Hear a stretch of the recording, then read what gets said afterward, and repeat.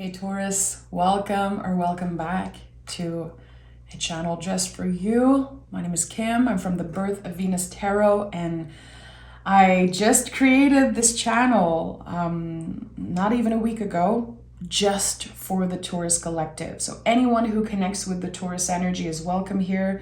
And I have to thank you all so much for liking, listening, subscribing. I'm already monetized after posting only 3 videos. I cannot believe it, and that's because of you. And that's why I love the Taurus collective so much. You guys listen, you support. It means the world. And you have so much respect for tarot, for me.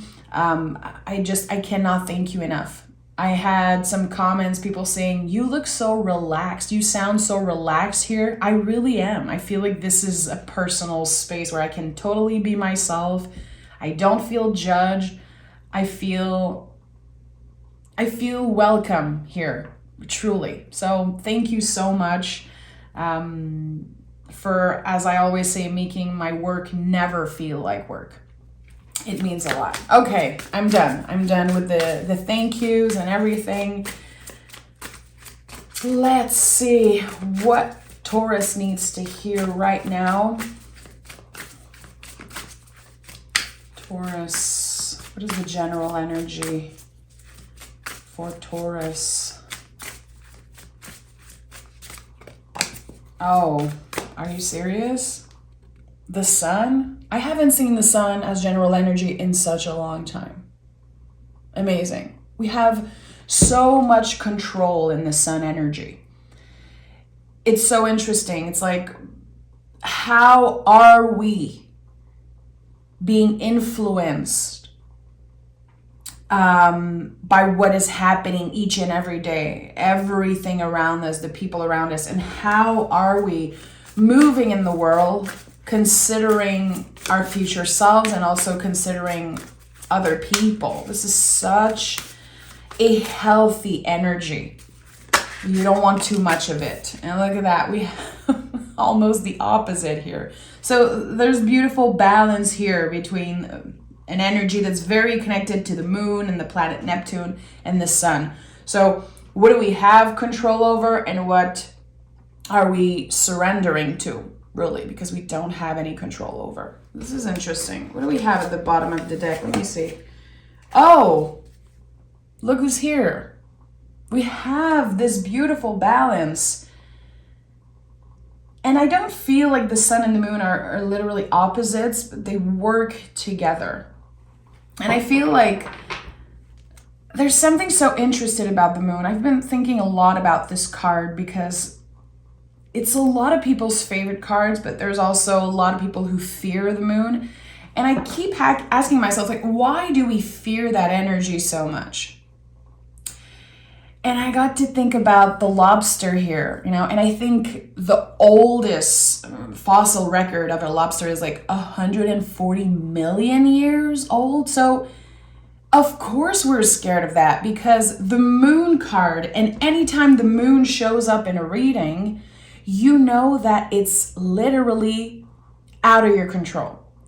It's about your DNA. It's about the decisions that your caretaker made way before you were here on this planet. We're talking about very old, very ancient things. Very connected to how every little decision before you were born kind of started this path for you already.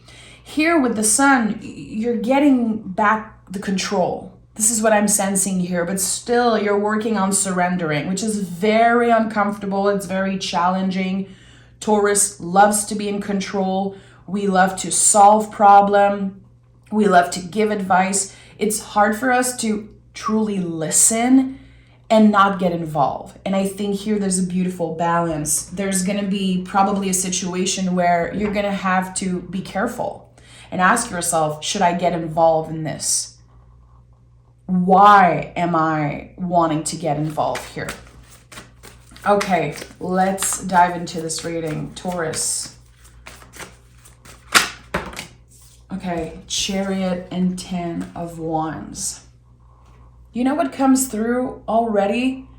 with everything I just mentioned and seeing the Chariot and the Ten of Wands, I'm thinking about people pleasing, which is a big theme in a Taurus life. In a lot of Taurus, and I would say all earth signs I know, we are struggling, especially early in our life, with people pleasing. I've been asking myself a lot recently, why? Why is it so hard to not people please? It gets to a point where you don't want to do it anymore. You're noticing how making everyone happy has not been supporting you, and how people sometime in your life are expecting so much from you, you know? And here again, we have the moon and we have the fire of the sun. There's this beautiful balance here. And I think when you ask yourself, why is it so hard to not people please? And the answer to me is because it benefits me. Because sometimes it really benefits us to people please. We get into a chariot made out of concrete. We get into a comfortable space, but it cannot bring us further in our journey of healing, of growth. So that's why it's so hard. I feel like if I use myself as an example, early adult years, I was the biggest people pleaser ever. I was a hairdresser for 13 years, working with clients. If some of you work with clients, it's a very people-pleasing thing. It's like I was paid to make people happy. And that bled into my life, my personal circle. And at one point I realized I have 10, 15 best friends. And I valued myself around that. I was like, oh my God, I have so many friends. I felt good, I felt supported, and then I realized at one point, because I say yes to everyone, because I people please all the time, everyone. But when is it too much? And where is your line, your limit when it comes to people pleasing? When is it benefiting you, and when is it, to your detriment? And here with the Chariot, we have outgrown something. And in the Ten of Wands, we're asking ourselves, okay, what wands am I keeping with me? Can I put them down for a second? Which one am I bringing with me in this new journey? And should I be holding some wands differently? Meaning, should I be treating people differently? And here I think this is about people pleasing. It feels like it almost felt like an addiction. And at one point, maybe some of us got so comfortable in that. And it's like, who am I if I'm not saying yes all the time? And then when you're learning to say no and you are clear with your boundaries and limits, people are not happy because they got used to you being available constantly and being the yes person. Here, we're letting go of some of the wands, meaning we're probably letting go of some relationship because we don't want to do the same thing we've been doing for years and years. And look at that, the King of Swords is here. So standing in your truth and being clear with your boundaries. And I think here the boundaries are very much connected to how much we give of ourselves. How are we available? And again, where in our lives has it been benefiting us to say yes all the time and be people pleaser? We're with the King of Swords using the sword of our logic, of our intellect, our wisdom to say, not anymore. Not anymore. And that's it. I'm not available all the time. You cannot call me 24/7 for advice. I am a person and I also need time for myself. And also, who is going to be here for me when I need advice, when I need support? Taurus, we don't ask for much support. And that's the thing. I think that this balance between the sun and the moon, between water and fire is like, this mixed of learning to say no, but also learning to say yes to ourselves. When is it necessary to ask for help? When is it necessary to say, you know what? I might be the strong one. I might never ask for help, but sometimes I wish that people would offer it. It's very uncomfortable for Taurus to ask for help. Two of Pentacles here. Yeah, so it makes sense. Managing not only your time, but your energy here. You only have two hands.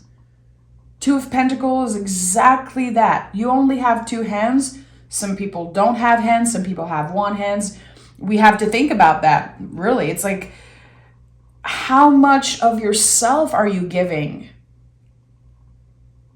And when you're trying to focus on your own growth and on managing time and managing relationships and work and paying bills and everything, when you look at the level of energy, it feels like there's too much that has been given away. You've been available so much. And I'm sure that a lot of people benefited from that. I'm sure that you benefited from that at one point. Here we're letting go of that. We're trying to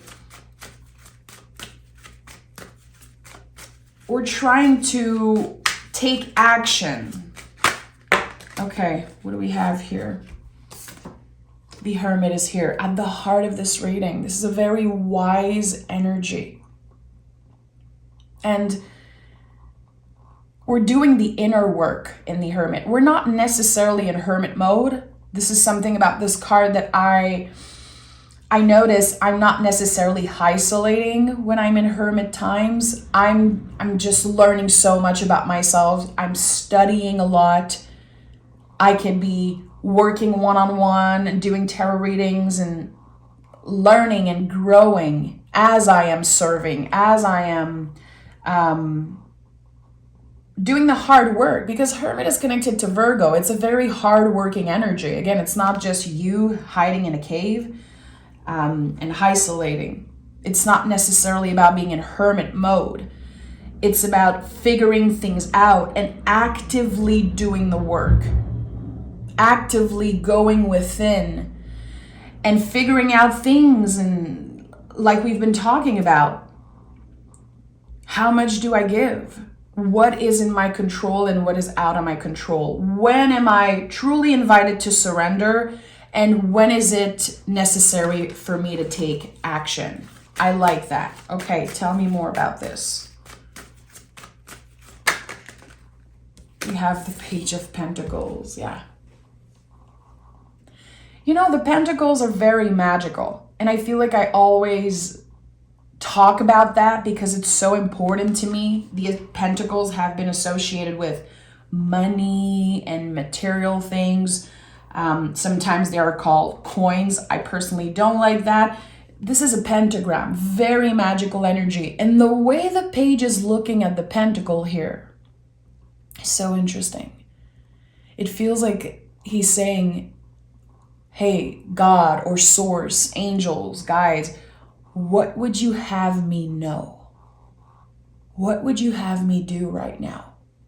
There's this listening here that I love with the Page of Pentacles. He really is listening to what source is inviting him into, feeling and taking its time, and also planting seed and taking action. It's very interesting here. We have kind of the teacher at the heart of this reading, and the student is right here next to it. And the Two of Pentacles, it's like, okay, when is it my time to be the teacher, to help, support, give advice? And when is it my time to listen? This is a time of listening. That's why the Hangman is here.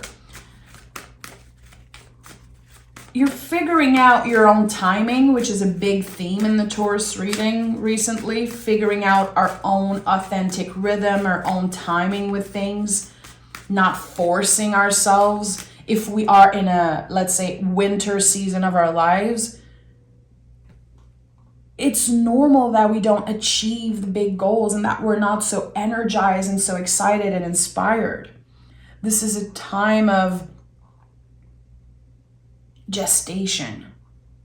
This is a time of going back to the roots and studying something, learning something new, figuring out things, important things about yourself. And I think this is gonna impact your relationships in such a positive way. It's gonna make the existing relationship stronger, and it's gonna protect you from toxicity, from outside toxicity. Tell me more. Yeah, Five of Swords wanted to come through. Also the Ace of Pentacles. This is interesting.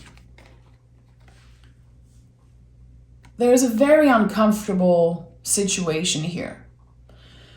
You're thinking about someone. It could be someone from the past. You could also be dreaming about this person. Whatever it is, it feels like there are some memories or some thoughts that are coming up to the surface. And you're like, why? Why am I thinking about this? Why am I still wanting this person's approval or this person's love or attention?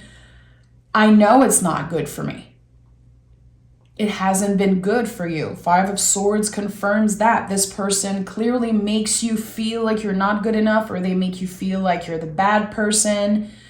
I don't know if they really see you or appreciate you for who you are, your true authentic self. This could all be connected to this people-pleasing talk we just had, you know, my little TED talk here. Someone got used to you always showing up with a gift, always giving so much of yourself.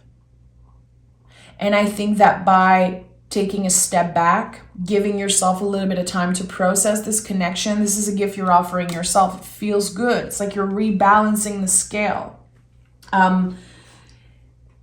It's going to be hard to take action when it comes to this situation. And this doesn't have to be about a romantic partner. It could be an ex, it could be an ex-friend, it could also be an old job or an uncomfortable situation and energy with involving other people. You're having to give yourself a little bit of time before taking action and saying, I'm done with this, or I really want to invest more into this. It's going to be different for each and every one of us. Not all Taurus are going to release someone. Not all Tauruses are going to have a new person in their life. It's different for everyone.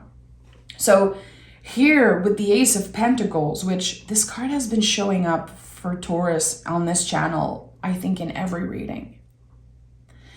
And this is a very comfortable new beginning. I always felt like here, this was like the Garden of Eden or some type of like the Empress Garden hidden in the back. You just have to take a step and go there, and you're protected there, and you have time to be in hermit times. And again, really feeling and asking, what would you have me do? What is the next step for me? But I think it should be calculated, and it should not be rushed. For some reason, I feel like there are, especially with that difficult connection here, there's a lot of times where you said to yourself, I'm done for now. And then this person just shows up either in your dreams, in your inbox, in your mind, you know, living rent-free in your mind, and you're letting them in. There's something here. Is it because there's so much memory and there's so much history between the two of you? Maybe. But this is a gift you're giving yourself, taking a step back and giving yourself time to process and not invest in that energy. And Five of Pentacles here. So you see we have Five of Swords, Five of Pentacles, and the Ace in the middle. All the aces in the tarot, they feel like gifts, but they are not just something the universe throws at you. It's hard work. Anytime you see the symbol of a hand, anywhere, not just in the tarot, it's a symbol of an exchange. It's not just a gift, it's an exchange. So how can you listen to your body more? How can you align the mind and the body more? And again, giving yourself the time to feel things. a little bit like the hangman here. The hangman is, I feel like I have to take a little bit of time with this energy here, because the hangman it looks so passive. And I feel like anytime I hear someone talking about this card, they're like, surrender and be patient and be passive. And sometimes I don't want to. Sometimes I don't want to surrender. I want to solve the freaking problem. And here I think this is what's happening. Sometimes you feel like you're wasting your time. I could be finding a solution. I could be working on my body, working on my mental health, working on this and that. But also, why am I trying so hard? I think there's some type of inner battle here going on with, when is it time to take action, or when is it too much, and when is it time to surrender, and how do I freaking do that? There's so much coming up here. Okay, let's take another tarot deck and dive deeper into this reading.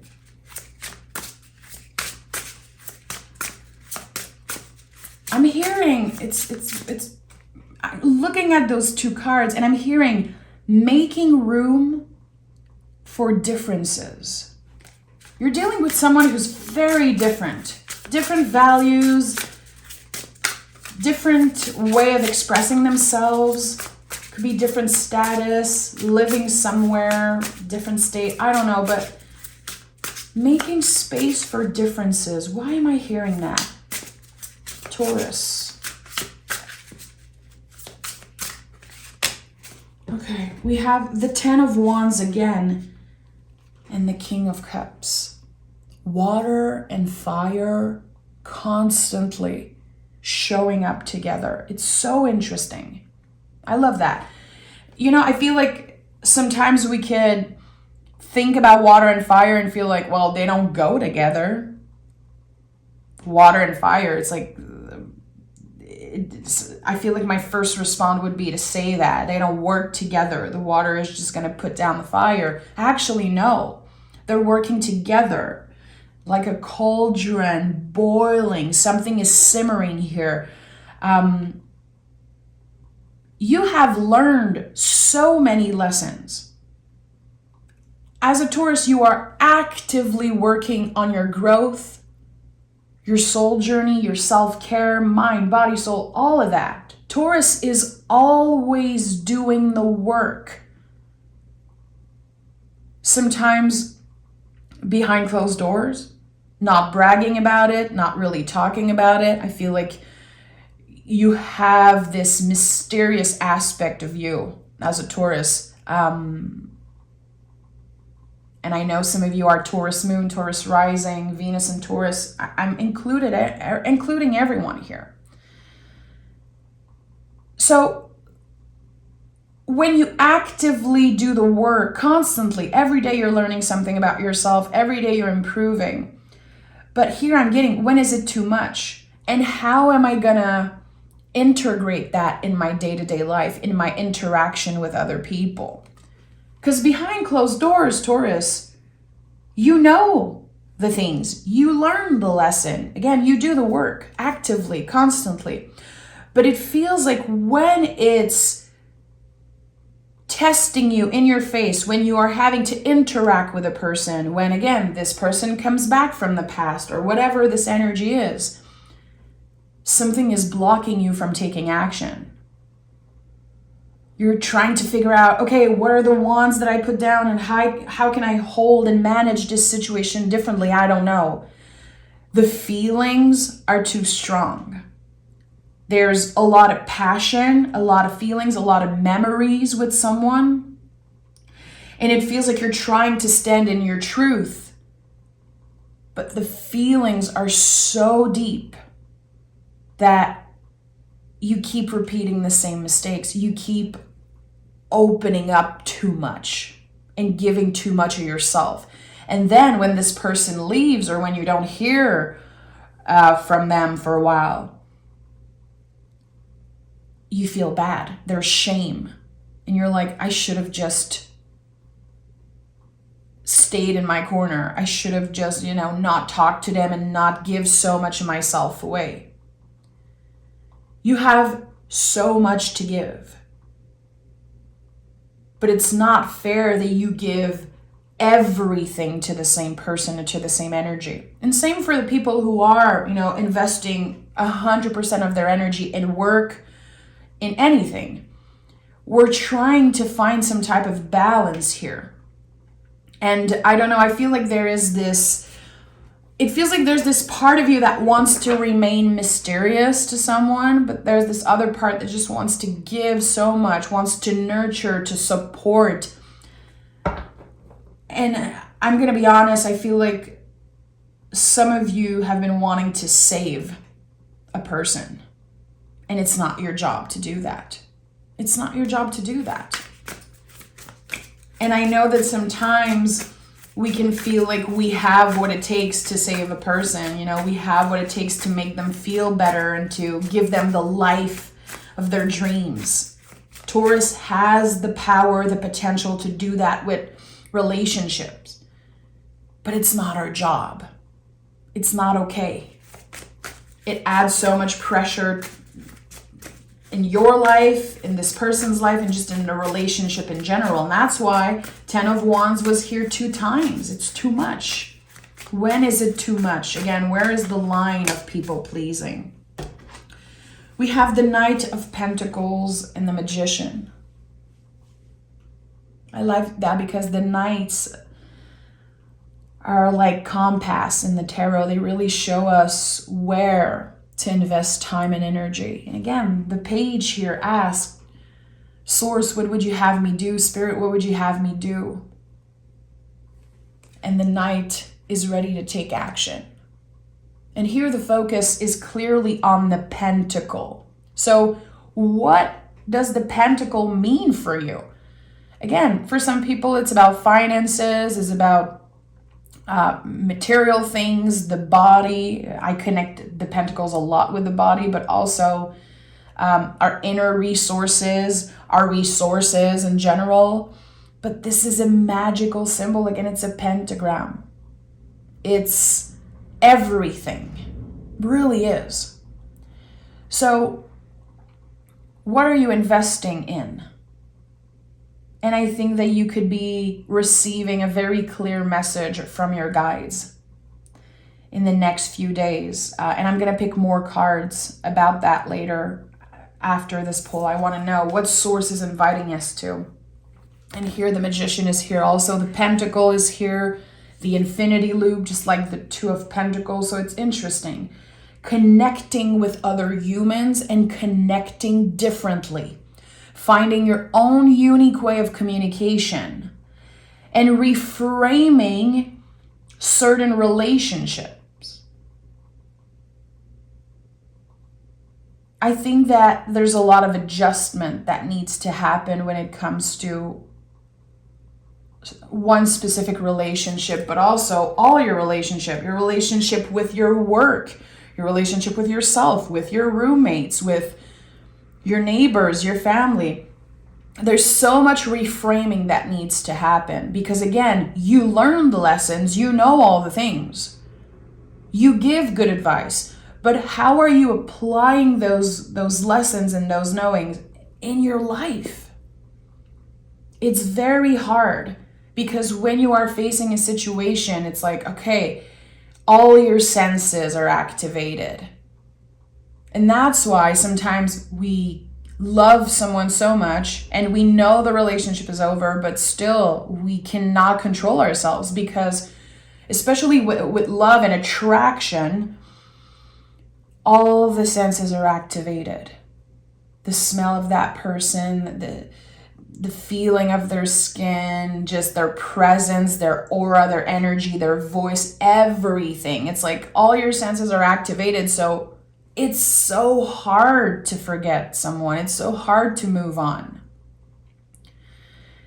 And the body remembers the feeling. Same for, a job that you used to love so much. You're done with it, but you're like, all my senses are activated. Like, I remember the smell and the feeling and the people I interacted with. There's so much memory there.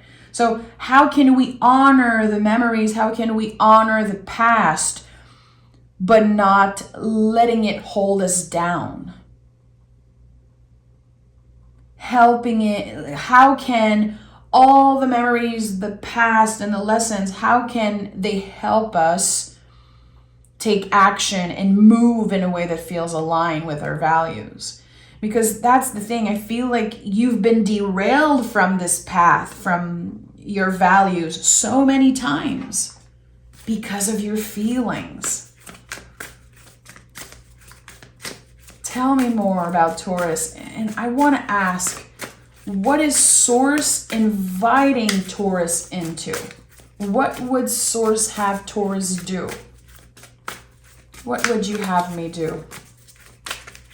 What would you have Taurus do? Oh. Queen of Swords at the bottom of the deck and Four of Swords here. Interesting. Four of Swords, recently in my life, it's been inviting me to reframe what wellness means to me. And so it's so interesting. You know, think about that. The first card, the card before the Four of Swords is the Three of Swords. You can see the three swords here. Think about the imagery, the three swords in the heart, the sacred heart. When we are going through heartbreak or pain, or when we are trying to take the swords out and heal the heart properly, heal the wounds properly, we're going to want to take care of ourselves. We're going to need some time off. We're going to need some time to pause and recharge. But this idea of wellness, especially, it's like, how can we reframe that? Because there's so much of the wellness industry that is, it's not materialistic is not the word I'm looking for really, but it's been sold to us. It's an industry.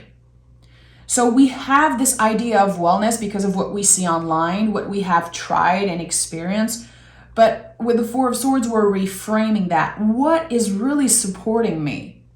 And what is actually not good for me? But I've been so used, or I've been thought that this is what wellness is. And I always mention that because I think it's such a good example. But, I've been practicing yoga, I think, for 20 years now. It's just been a part of my life forever. And I used to think that I needed the $200 leggings and I needed to post about it and film myself doing all those positions. And then at one point I realized I don't need to be that Lululemon girl meditating on top of a mountain. This is not what yoga is. This is not what wellness is for me. This is something I've seen online. I don't need this. So what is it for you? How are some of the ways that you're trying to take care of yourself, and it's actually not helping you? And I think there's a lot of things that can come up. So how can we reframe wellness and taking care of ourselves and what recharging looks? Sometimes recharging, it's going to feel like asking for an extra day off. And sometimes for other people, recharging is going to be like, no, investing more time in work.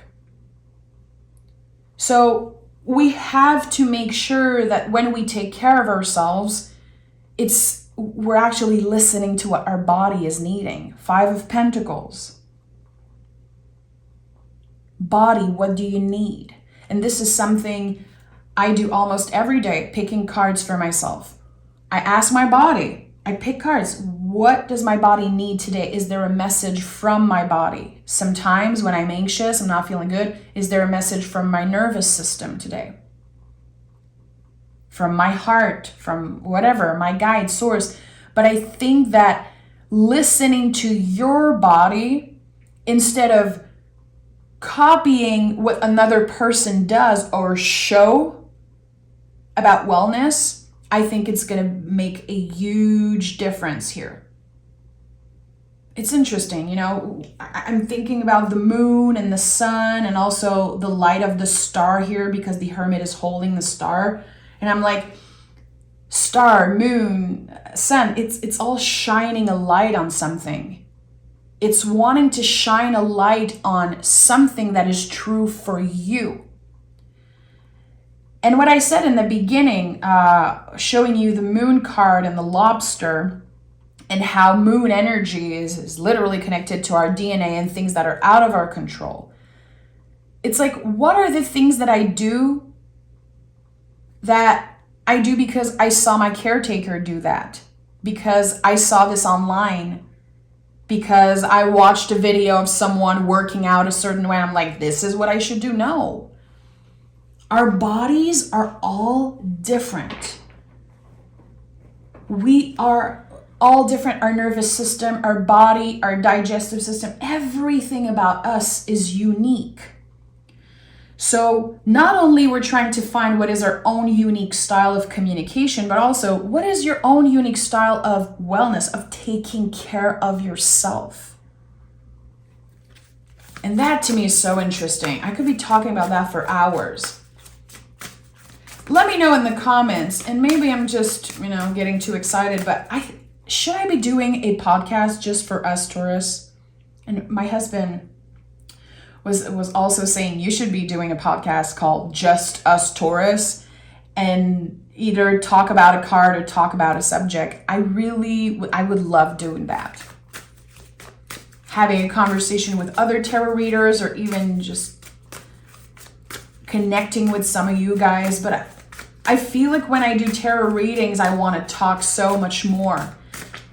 And I keep myself from doing that because I know some people, don't like longer readings. And I've heard so many people say, just pick cards, that I still struggle with that. I still, even here with you guys being so supportive and so open, I feel like I want a space where I could just talk, like pick one card and talk for an hour about it. Let me know if you like that. And look what we have here, the Tower. And I talked about the moon card, which hasn't showed up in this reading. It showed up in the Chariot and a little bit, but it was at the bottom of the deck with the first pull. You can see on the moon card, the ray of the light of the moon, the little yods here.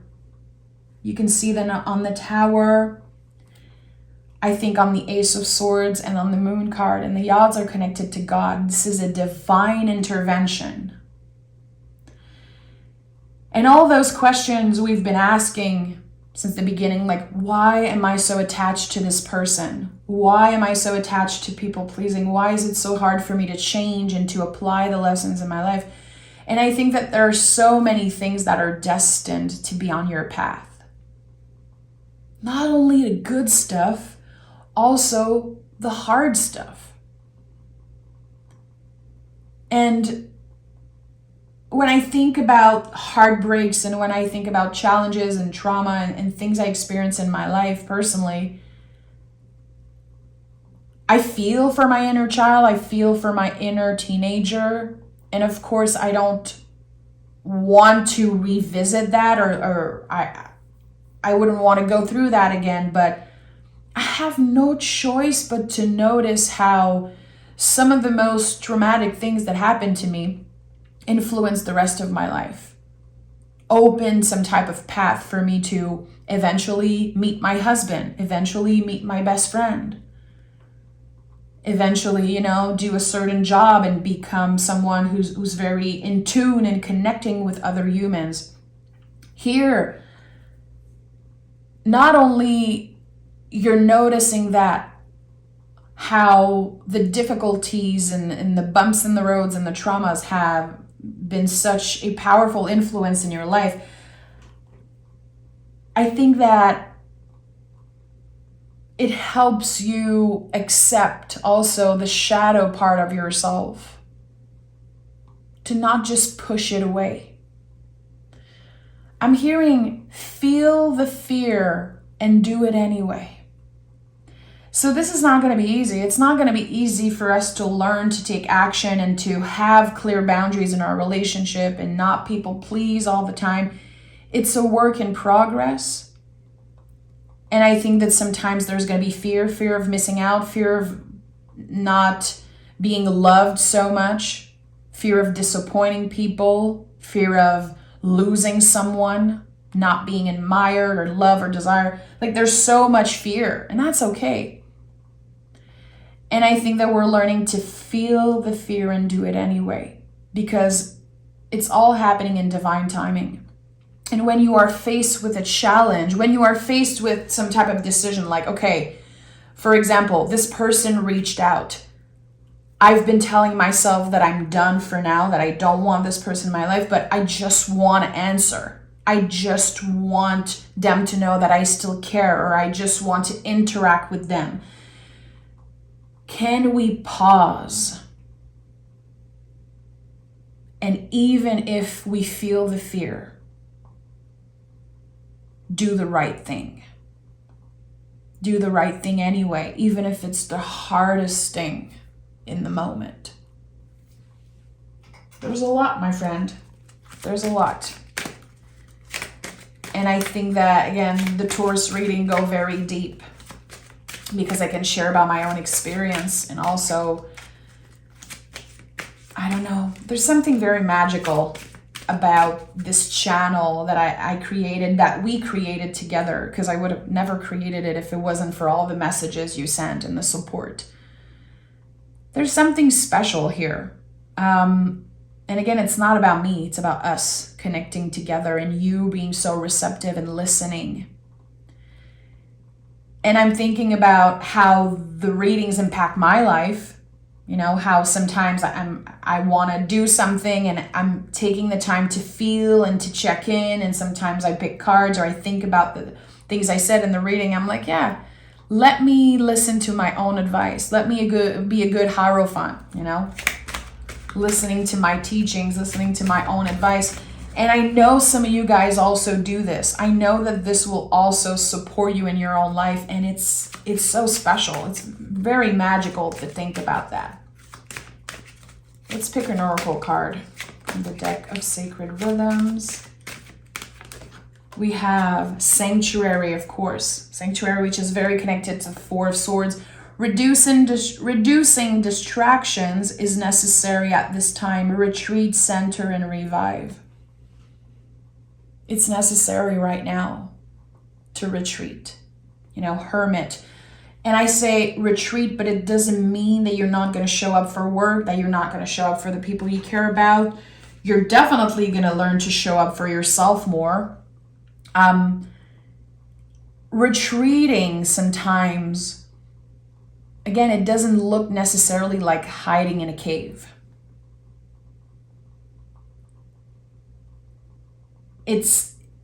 I feel like it's really about sensing and giving ourselves the time to feel before taking action. And again, reframing what our idea of wellness is. And letting our heart open also. Not just taking action on our first impulse or on how we feel in the moment, but really supporting our heart and opening our heart in every moment. I feel like I'm looking at the light catcher here, and it's like the lotus. It looks like lotus flower opening, you know, such a symbol of compassion and love. I'm thinking about Kuan Yin, the Chinese goddess of love and compassion. And there's just something here. Sometimes we might think that we're helping other people by giving ourselves away completely, but we're not. It's not supporting our growth and our practice in any way. So really, again, reframing what's good for you and what wellness is and what would benefit you when you people please, and where is the line. And I think that this is a conversation that could go on, and I hope we can talk about this in the comments. You can share your own experience, you can share whatever came through for you during that reading. I'm very excited already to film for you guys tomorrow. So thank you so much for being here. Take care of yourself, and I'll talk to you guys very, very soon. Bye, Taurus.